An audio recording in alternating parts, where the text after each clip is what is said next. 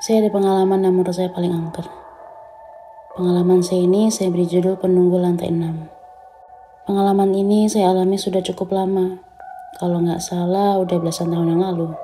Jadi saya pernah ada sebuah proyek dari kantor untuk melakukan pekerjaan di sebuah gedung milik sebuah instansi. Gedung tersebut sudah cukup tua. Jadi banyak fasilitas di kantor itu yang dinilai sudah ketinggalan zaman. Saya dan tim biasa bekerja di lantai 10 dari ketinggian gedung yang terdiri dari 11 lantai. Untuk menjangkau lantai 10 itu harus menggunakan lift yang hanya 2 buah. Tetapi salah satunya sedang rusak pada saat itu karena minim perawatan. Pada hari itu saya harus ke kantor pada malam hari karena ada suatu tugas yang perlu diselesaikan. Sementara beberapa teman di tim lain atau tim sebelumnya masih di lantai 10 untuk segera diserah terimakan pekerjaan tersebut kepada saya dan tim saya. Tim saya pada malam itu datang lebih malam dari saya, dan saat itu sekitar jam 8 malam. Namanya gedung tua, tidak ada penjagaan yang ketat dari pihak security. Petugas keamanan hanya berjaga di gerbang depan saja, sementara akses dari gerbang depan kemudian untuk masuk ke dalam gedung dan menuju lift tidak ada pengamanan atau orang yang menjaga sama sekali. Saya sampai depan lift jam 8 malam itu seorang diri dan tidak melihat ada siapapun di sekitar jalan masuk menuju lift. Kemudian langsung memencet tombol untuk naik. Tidak ada hal yang janggal pada saat itu, dan lift pun langsung terbuka pintunya karena sudah selalu standby di lantai 1. Hal itu seperti pada umumnya menandakan bahwa tidak ada orang yang menggunakan lift itu beberapa saat sebelum saya. Saya segera masuk lift dan menekan tombol lantai 10, dan pintu lift pun menutup. Tidak lama lift segera naik menuju lantai yang saya inginkan. Tapi baru beberapa saat lift melaju naik, tiba-tiba lift menunjukkan gelagat tidak beres. Lift seperti melambat dan cocotan, seperti tali kawat baja pengereknya akan putus. Saya langsung spot jantung. Ada apa ini? Bertanya dalam hati. Seperti ada yang sedang mempermainkan lift yang saya tumpangi tersebut. Lift dipermainkan naik turun seperti mau enggak naik. Lift itu sedikit bergerak ke atas, lalu turun lagi beberapa meter. Kemudian naik beberapa lantai dan turun lagi beberapa meter. Dan kejadian naik turun itu berulang beberapa kali hingga akhirnya lift mencapai lantai 10.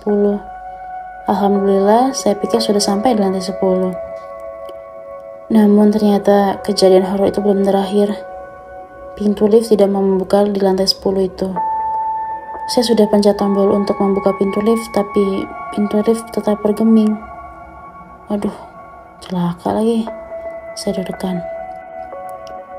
Pintu tetap tidak mau membuka, dan tiba-tiba lift bergerak turun. Lift turun lagi tanpa saya pencet tombol lantai apapun.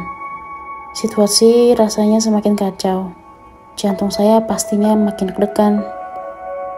Lift seperti merosot cepat ke bawah dan tiba-tiba saja lift berhenti mendadak lantai 6. Saat itu pikiran saya langsung nyambung ke cerita orang-orang di kantor itu, bahwa lantai 6 adalah lantai yang paling angker karena pegawainya banyak melihat penampakan di situ. Tidak lama berhenti, masih di lantai 6, tiba-tiba pintu terbuka sendiri tanpa saya pencet tombol apapun dan tampaklah kegelapan pekat tanpa penerangan sedikit pun. Ternyata pegawai di lantai itu sudah pulang semua tanpa ada satu lampu pun yang dinyalakan. Setelah pintu lift terbuka beberapa saat dan saya terdiam dan merasa was-was, saya sangat khawatir kalau ada sosok yang muncul tiba-tiba dari kegelapan itu. Tidak disangka pintu lift tertutup kembali dan saya coba pencet lagi tombol lantai 10. Berharap lift naik kembali ke lantai tempat saya akan bekerja. Tapi lift malah bergerak turun.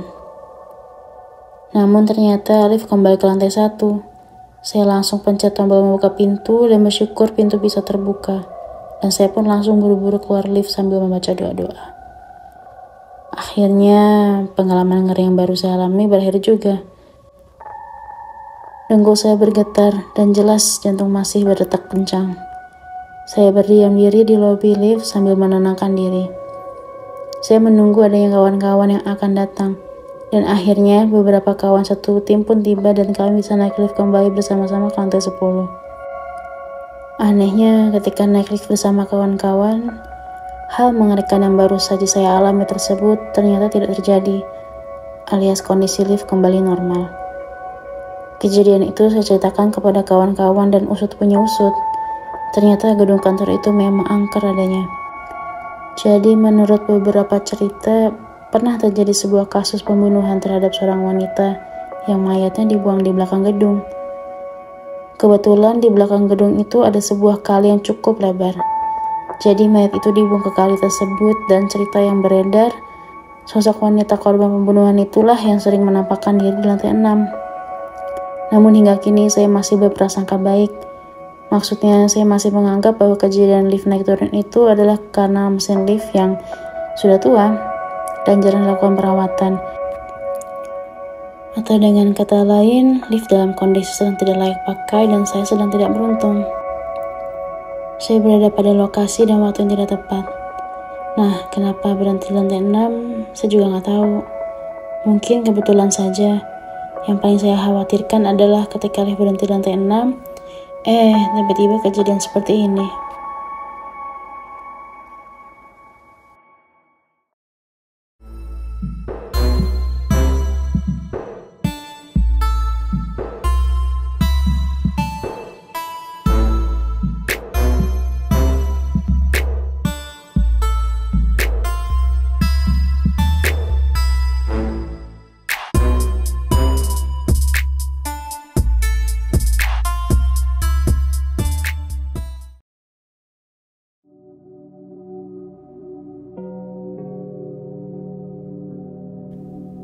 Kisah oleh Wak Mijan.